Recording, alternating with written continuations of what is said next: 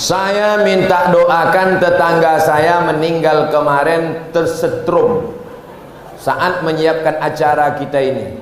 Oh, mudah-mudahan meninggal syahid. Orang yang terkena api meninggal syahid.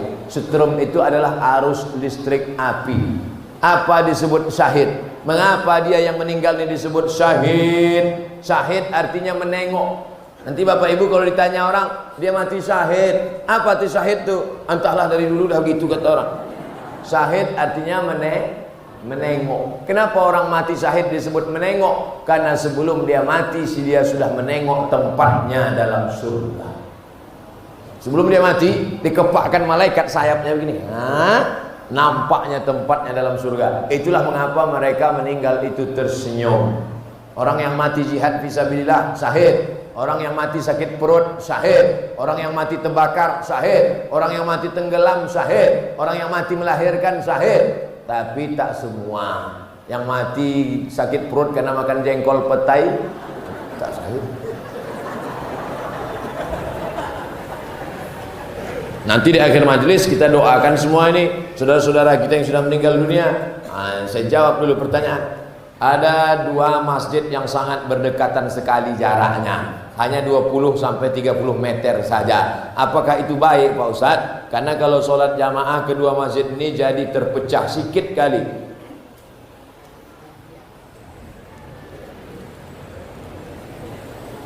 Ini Masjid Husain. Karena di dalam masjid itu ada kepala Husain, cucu Nabi Sayyidina Husain. Nabi punya anak Fatimah, Fatimah punya anak Husain. Kepala Husain ada di belakang. Ini jalan raya, ini Masjid Al-Azhar. Nanti kalau Bapak ke Mesir, Kairo, mana tempat Ustadz Somad kuliah dulu? Ini Masjid Al-Azhar. Ini jalan raya, ini Masjid Husain. Jarak antara Masjid Al-Azhar dengan Masjid Husain dekat. Azannya bersaut-sautan. Itu dalil bagi orang yang melarang tak boleh bangun masjid berdekat-dekatan. Boleh, tapi sama-sama penuh. Ini dua masjid dekat sama-sama kosong.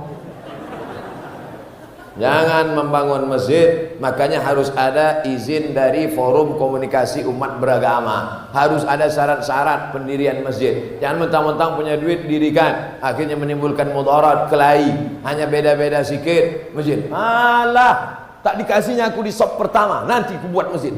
Buat masjid apa namanya? Masjid sop pertama.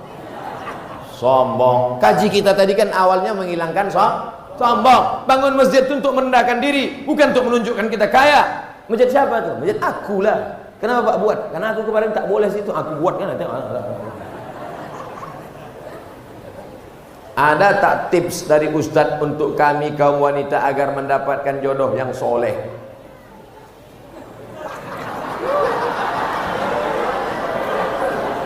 Jodoh itu rezeki apa tak rezeki?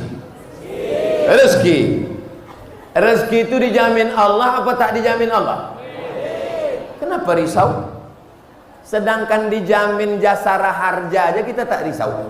Banyak orang naik sepeda motor nyantai ngantuk-ngantuk. Kok nggak takut tabrakan? Alah, udah ada asuransi kok. Jodoh itu jaminan dari Allah Subhanahu wa taala.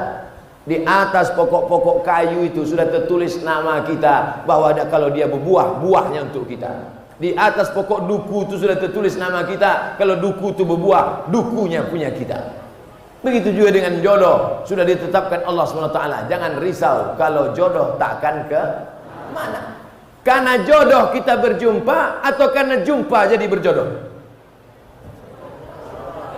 Nah, memang kalau udah siang-siangnya nggak payah berpikir memang. Karena jodoh kita berjumpa atau karena berjumpa itu jadi berjodoh? Karena ada jodoh lah maka berjumpa. Kalau tak ada jodoh takkan berjumpa. Makanya kata Imam Al-Hasan Al-Basri, alimtu anna rizqi la ya'khuzuhu ghairi. Aku tahu rezekiku takkan mungkin diambil orang. Fatma'anna qalbi. Jodoh adik-adikku takkan mungkin dilarikan kucing. Nah, oleh sebab itu ini keyakinan masalah iman. Tapi ada usaha. Ini jodoh saya. Ini air, ini jodoh saya. Orang Percut panitia sudah menetapkan ini jodoh Abdul Somad, ini jodoh saya. Tapi saya mesti berusaha membuka botolnya, memasukkannya ke gelas. Kalau tidak, tunggu aja lah. Tunggulah sampai mati tak akan dapat. Harus ada usaha. Karena saya tak mampu membukanya, minta tolong ke panitia. Panitia bisa bukakan botol itu. Misal, ini udah terbuka dan untuk saya. Sudah ada. Kira-kira dari jawaban saya penuh dengan kiasan ini mudah dipahami? Apa ditakutkan? Kalian yang lajang-lajang, yang muda-muda, jangan kalian takut. Jodoh kalian itu akan datang yang solihah-solihah, insyaallah. Kalian yang solihah-solihah, yang gadis-gadis, tak jauh-jauh jodoh kalian, masih di sekitar sini juga. Tengoklah, ada yang di bawah pokok kayu, ada yang tersangkut-sangkut di tiang-tiang itu, ada di sini. Cuman harus tetap ada usaha. Jangan rusak jodoh, rezeki yang baik karena usaha yang tak baik. Maka ibu jangan kasih anak pacaran. Jangan kasih anak pacaran, Bu.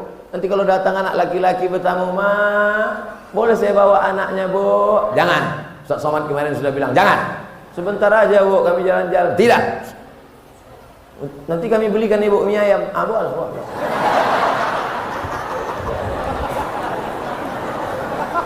Murah kali anak gadis. Ustaz, saya mengizinkan suami saya kawin lagi. Nampaknya yang menulis ini laki-laki, tapi dalam hati kita dongkol. Bagaimana tuh Pak Ustaz? Masuk surga apa tidak? Masuk, cuma agak lambat sedikit.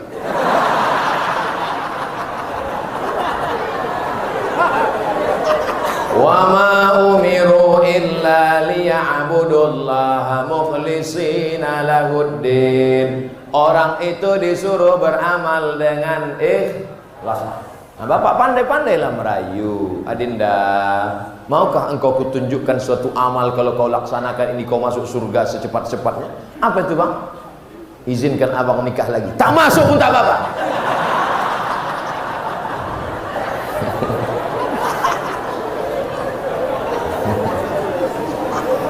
Ibu jangan takut suaminya nikah lagi, karena Negara Kesatuan Republik Indonesia sudah menetapkan peraturan mereka tak mungkin bisa nikah kalau tidak ada tanda tangan dari istri pertama di atas matre 6.000. Oleh sebab itu ibu hati-hati kalau ada di laci nampak matre 6.000.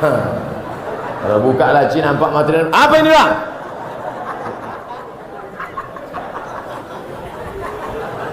Ibu tak usah takut.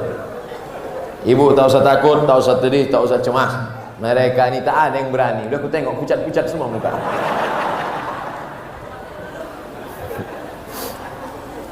Ustaz, apa hukumnya ikut asuransi? Kita menabung 350.000 dalam jangka 1 tahun, uang kita menjadi 25 juta. Haram. Jadi Pak Ustaz, tarik duitmu balik.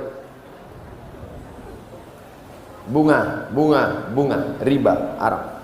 Ustaz ada ikut? Enggak, saya tak ada ikut.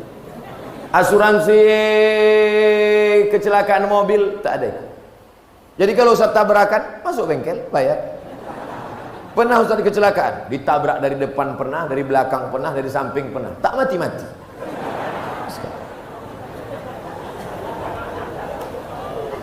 Pergi saya ceramah dari rumah sebelum subuh, kencang 120 lah. Tak nampak saya di depan itu ada box culvert, galian jembatan, karena gelap. Terbang mobil itu, berhentinya pas nabrak tiang listrik, hancur. Masuk bengkel, ditanya sama orang bengkel, "Pak, ya, Bapak pakai safety belt?" "Enggak, lupa saya." "Kok enggak mati?" "Mana aku tahu." "Ini Pak, kalau menurut perhitungan kami orang bengkel, ini Bapak mati nih, hancur remuk ke dalam." Malah yang bayar pakai asuransi mati duluan. Oleh sebab itu maka masalah ini adalah masalah keimanan kita kepada Allah Subhanahu wa taala. Bagaimana hukumnya mengadakan jamu laut, kenduri, nelayan dengan memotong kepala kambing, kepala kerbau untuk menghanyutkannya ke laut? Di Mesir itu harus dihanyutkan anak gadis.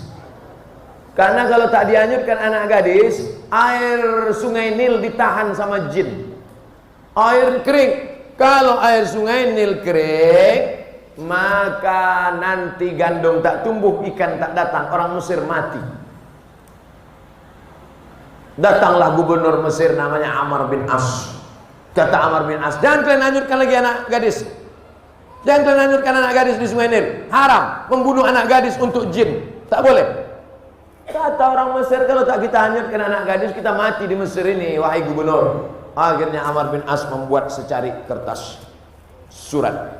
Wahai Khalifah Umar bin Khattab, tolong kau tulis, tolong kau kasih fatwa, apa hukum menghanyutkan anak gadis ke sungai Nil. Datang Umar bin Khattab, dibalasnya lah, kasih amplop, nih hanyutkan ke sungai Nil. Surat dari Umar bin Khattab, hanyutkan ke sungai Nil. Sebelum dihanyutkan ke sungai Nil, dibuka oleh Amr bin As. Dia mau tahu apa isinya. Min Abdillah, dari hamba Allah Umar bin Khattab, ila nahrin Nil, kepada sungai Nil. In kunta tajri min qibalillah fajri, kalau kau mengalir karena Allah, mengalirlah. Wa in kunta tajri min qibali nafsik fala tajri, kalau kau mengalir karena dirimu, tak usah kau mengalir sampai hari kiamat. Dicampakkan surat itu ke sungai Nil. Besok pagi naik air sungai Nil 16 jengkal naik ke atas. Sejak hari itu tak lagi ada tradisi menghanyutkan anak gadis di sungai Nil. Saya sampai ke sungai Nil, sampai hari ini sungai Nil tak ditahan oleh jin. Jin di Indonesia seleranya agak rendah sedikit. Kambing, kerbau. Kalau di Mesir tak laku. Dikasih kerbau, tak lepel. Maka tuan-tuan guru berzikir, bertahlil untuk mengusir hantu belau jin setan ini. La ilaha illallah, la ilaha illallah, la ilaha illallah. Kalaupun dia mau kenduri, kenduri sama-sama berdoa, membaca Quran, meminta kepada Allah Subhanahu wa ta'ala, tidak meminta kepada jin, hantu dan setan. Bagaimana cara memulai dan memantapkan hati untuk berhijrah, Pak Ustadz? Saya sebetulnya udah lama mau tobat minum kamput nih Pak Ustadz. Kenapa kau belum berhenti juga? Itulah, belum dapat momentum yang pas lagi. Nih momentum yang pas. Kebetulan habis tablik akbar pengajian Ustadz Somad di Percut. Kebetulan pula ini ujung bulan Zulhijjah, mau masuk 1 Muharram. Sejak hari ini berhenti pakai sabu-sabu narkoba. Setuju? Sejak hari ini berhenti mabuk-mabuk, selingkuh dan buat dosa. Setuju? Setelah tekad berhenti, buang semua botol-botol minuman. Yang selingkuh buang nama-nama mantan-mantan itu, mantan 1, mantan 2, mantan 3, mantan 4, mantan 5, buang semua. Setelah itu ikut pengajian, menggabungkan diri dengan komunitas remaja masjid. Ada?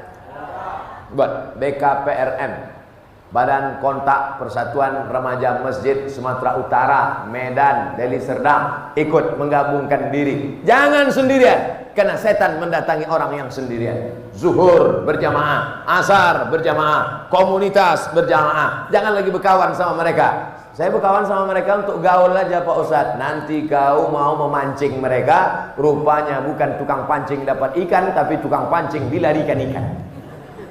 Kau rasa kau sudah kuat? Oh, udah kuat ini Pak Ustadz. Mancing. Iya kalau datang ikan gembung, kalau ikan paus. Oleh sebab itu maka berjamaah. Alaikum bil jamaah. Ibu-ibu yang sudah hijrah, yang sudah pakai jilbab panjang, ikut wirid Yasin. Masih ada wirid Yasin di Percut? Hari Kamis apa hari Jumat? Kamis Jumat. Mantap, ikuti, lanjutkan, teruskan. Anak-anak kecil bawa, gendong-gendong, tidur. Karena kadang anak kecil ini menangis, ibu yang sebelah marah. Alah anak kau ni, hanyutkan aja ke sungai gitu.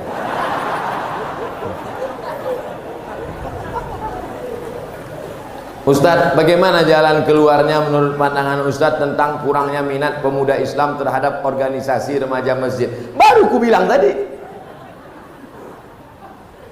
Belajar sama BKPRM, Badan Kontak Persatuan Remaja Masjid. Selama saya datang, itu banyak berperan mereka, supaya nanti dibuat kajian, didata anak-anak muda sekitar sini, dibuatkan absennya, dibuatkan acaranya. Anak muda jangan satukan pengajian sama orang tua. Pengalaman yang sudah-sudah mereka tak mau. Anak muda, kenapa kalian tak mau datang? Disatukan pula kami sama orang tua. Kami Pak Ustaz takut. Takut kenapa? Asal kami tengok orang tua mau mati aja bawaan kami. Maka anak muda ini dibuat pengajian khusus anak muda. Ustadznya pun janganlah undang ustadz tua macam Ustadz Somad. Undanglah ustadz anak muda macam Ustadz Hanan At-Taqi. Ustadz anak muda itu yang pakai topi macam Bob Marley. Sebelum pengajian mereka pakai motor, pakai celana jeans, koyak-koyak, tapi di dalamnya pakai karet, celana panjang, main skateboard, main futsal, pakai audio visual, pakai layar, nonton bareng.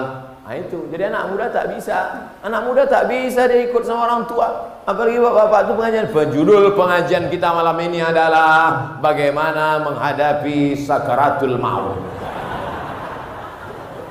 Bisa. Anak muda ini tak mau ceramah panjang-panjang. Dia pengajiannya paling lama 15 menit. Lebih banyak dialog interaktif, ngobrol. Diundang situ Pak Polisi. Bapak Ibu, Bapak jangan ikut dulu ya. Pagi hari Ahad khusus pengajian anak muda di Percut. Menghadirkan 4. Dokter, polisi, tentara, ustadz. Judulnya bahaya narkoba bagi anak muda. Sebelum acara nonton dulu, tengok anak muda yang sakau. Tengok tuh. Nanti kalau kalian main macam itu kalian ada. Setelah itu baru tanya, Pak Polisi bisa jelaskan tentang bahaya narkoba? Menurut Undang-Undang Negara Republik Indonesia kalau pakai narkoba penjara. Penjara. Pak dokter bisa jelaskan tentang narkoba? Siapa yang pakai narkoba nanti gila. Siapa yang pakai narkoba nanti salah suntik mati. Ada yang lebih rendah lagi Pak Ustaz, bodoh. Nah berikut ini mari kita dengarkan penjelasan dari Ustaz. Mudah-mudahan setelah Bapak Polisi menjelaskan masuk penjara, dokter pula menjelaskan mati, mungkin Ustaz dapat menenangkan jiwa kita. Ustaz, apa hukum narkoba nih Pak Ustaz? Neraka jahanam.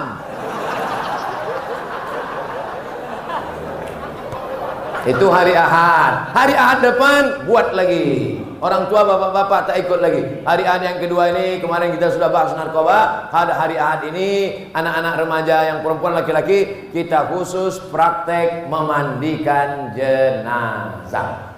Supaya mereka tahu. Bapak-bapak, ibu-ibu tak perlu ikut.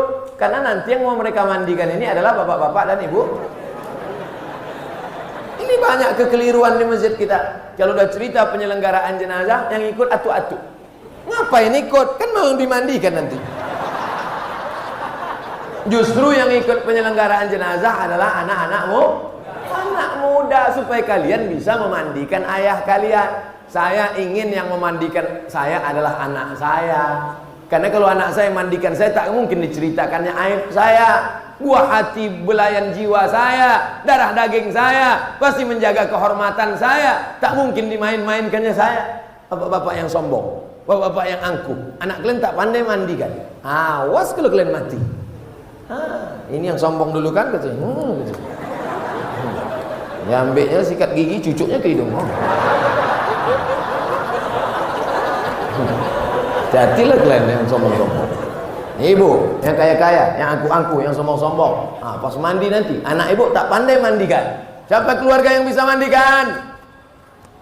Jadi siapa? Kami serahkan aja. Sementara itu dulu ibu-ibu yang selalu diejek-ejeknya, karena miskin, karena susah. Tutupnya pintu. Anak-anak jangan ikut ya, kunci pintu. Kau dulu sombong kan? Mana maksudnya? Gitu.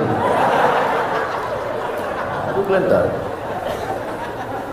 Makanya anak-anak kita harus diajar menyelenggarakan jenazah. Kalau sudah sakit bagaimana sakratul mautnya? Habis sakratul maut bagaimana meletakkan tangannya? Karena kalau sudah keras payah. Waktu lembut itu supaya bengkok. Karena kalau sudah keras tangan gimana mau membengkokkannya? Ya kalau matinya begini. Kalau matinya begini, bagaimana membuka kainnya? Jangan sampai setelah tangan bengkok macam mana membuka baju pakai gunting, tak mungkin. Bagaimana mengatasinya waktu sakit? Bagaimana kalau dia meleleh air liurnya? Bagaimana kalau keluar muntahnya? Bagaimana kotorannya? Lalu kemudian bagaimana mandikannya. Setelah mandikannya bagaimana mengkafankannya. Setelah mengkafankannya bagaimana sholatnya. Setelah menyolatnya bagaimana menguburkannya. Setelah dikuburkan bagaimana mengirim doa-doa setelah mati. Itu diajarkan pada anak-anak muda supaya dia tahu mengurus kita dan supaya dia tahu bagaimana mati. Kalau dia sudah tahu mati, menjadi rem supaya dia tidak pakai narkoba, menjadi rem supaya dia tidak berzina, menjadi rem supaya dia tidak buat dosa. Ini buat nanti kontak dengan Ustadz Iqbal Sauki yang punya kontak dengan Badan Kontak Koordinasi Persatuan Remaja Masjid Sumatera Utara. Apa hukum orang tinggal di sekitar masjid tapi tak sholat di masjid? La sholata li jaril masjid illa fil masjid. Orang yang dekat masjid tak sah sholatnya kalau tak di masjid. Hadis ini kata sebagian ulama dhaif, tak bisa dipakai untuk hukum, tapi bisa dipakai untuk fadail a'mal. Nabi kalau selesai salat dia menengok ke belakang, dia tengok satu-satu, asyhadun fulan, asyhadun fulan, asyhadun fulan. Mana si fulan kenapa tak ke masjid? Mana si fulan kenapa tak ke masjid? Mana si fulan kenapa tak datang ke masjid? La uharriqanna alaihim buyutahum. Siapa yang tak datang ke masjid, kubakar rumahnya. Siapa yang tak datang salat berjamaah ke masjid, kubakar rumahnya. Kalau hidup Nabi sekarang bertambah titik api di Deli Serdang. Saking banyaknya orang tak sholat ke masjid. Tapi alhamdulillah masjid percut penuh melimpah ruah. Mudah-mudahan sampai hari kiamat ramai masjid. Saya salah satu petugas kesehatan. Saya mau tanya apa hukumnya melakukan tindakan kepada yang bukan mahram. Yang sakit perempuan, maka dokternya mesti perempuan. Yang sakit laki-laki, maka dokternya mesti laki-laki. Kalau yang sakit laki-laki, dokter perempuan, terjadi hal-hal yang tak diinginkan. Ustaz kok tahu? Saya pernah mengalami. Saya sakit mah. Tiba-tiba keluar ini asam lambung, maka berkeringat peluh. Kalau jalan mesti pegang ke dinding. Bergoyang dunianya.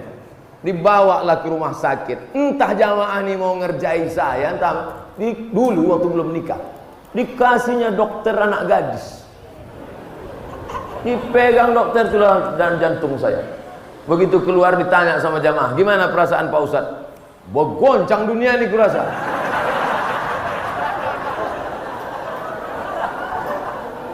Ingat saya orang ngerjai saya itu sekarang.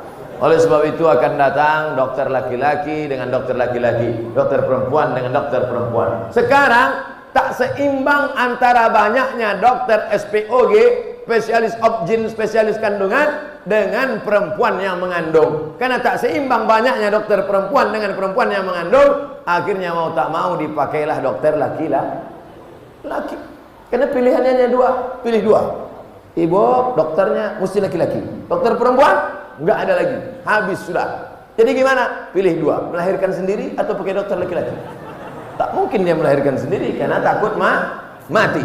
Jadi hukum asalnya dokter perempuan untuk perempuan, dokter laki-laki untuk laki-laki. Tapi kalau darurat tingkat tinggi, pilihannya dua antara mati atau dokter laki-laki, maka tak boleh pilih mati. Bang, aku hamil nih, nanti melahirkan anak masih dokter perempuan bang. Mohon maaf dek, dokter perempuan sudah habis. Jadi paksa dokter laki-laki. Aku tak mau. Pilihannya cuma dua dek. Kau pakai dokter laki-laki atau mati? Aku pilih mati aja. Tak boleh. Darurat. Ad-darurat tubihul mahzurat. Begitu juga kalau ada kecelakaan di kampung. Kebetulan pasiennya perempuan. Satu-satunya dokter puskesmas laki-laki. Tiba-tiba terjadi. Pilihannya dua, tolong karena darahnya sudah habis banyak, atau dibiarkan. Tiba-tiba datang Pak Dokter, gimana nih Pak Dokter? Kita biarkan aja dia mati. Harus tolong, karena di situ ada darurat. Pelajaran dari sini, anak-anak ibu yang perempuan masukkan ke fakultas kedokteran supaya dia bisa beramal menolong pasien perempuan muslimah. Amin. Bagaimana menjadi sebaik-baik wanita yang kelak Allah janjikan masuk ke dalam surga? Posisi saya sebagai istri hanya salah sama suami. Bagaimana cara saya menebus kesalahan saya Pak Ustadz? Ciri perempuan solehah ada 4. Iza amartaha Ata'atka, kalau disuruh dia patuh.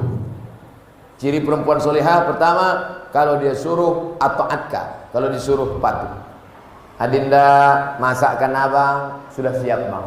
Kok cepat kali? Ku beli nasi bungkus tadi.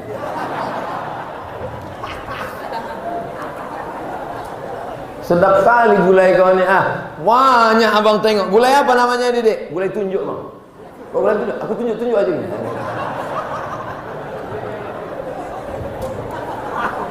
Dua, iza nazarta ilaiha sa'aratka, kalau kau tengok dia hatimu senang. Itu ciri perempuan soleh. Asal kau tengok senang hatimu, sejuk matamu nengok dia. Masya Allah Pak Ustaz, saya senang kali nengok dia. Bini kau? Enggak, bini kawan aku.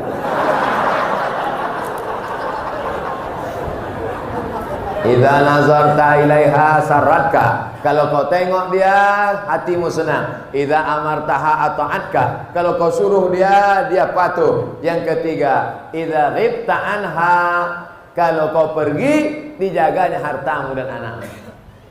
Pergi kau, anakmu dan hartamu dijaganya. Jangan sampai pergi kau 1 hari hilang kulkas, pergi sehari lagi hilang rumah, pergi 3 hari dia hilang. Yang keempat, selalu didoakannya engkau. Doakannya yang baik, Pak. Walaupun laki itu Fir'aun, tetap istri Fir'aun mendoakan yang baik. Siapa nama istri Fir'aun? Asiyah. Doa Asiyah ada dalam Quran. Rabbi ibnili indaka baitan fil jannah. Ya Allah, bangunkan aku satu rumah dalam surga. Wa najjini min fir'aun wa amalihi, selamatkan aku dari Fir'aun dan perbuatannya. Wa najjini minal qaumiz zalimin, selamatkan aku dari orang yang zalim. Ibu-ibu yang lakinya agak-agak macam Fir'aun, baca doanya. Kita doa sama-sama. Rabbi ibnili indaka baitan fil jannah wa najjini min fir'auna wa amalihi wa najjini minal qaumiz zalimin. Insyaallah 2 gendangnya. Kalau tak berhenti dia minum khamar, taubat dia, atau tenggelam jadi laut merah macam Fir'aun. Pak Ustadz, saya mau tanya, apa hukumnya perempuan sholat Jumat?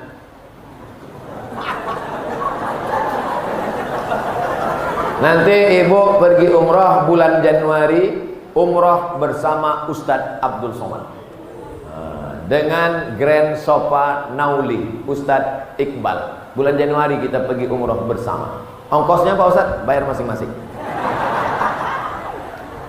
Nanti itu kebetulan ada hari Jumat.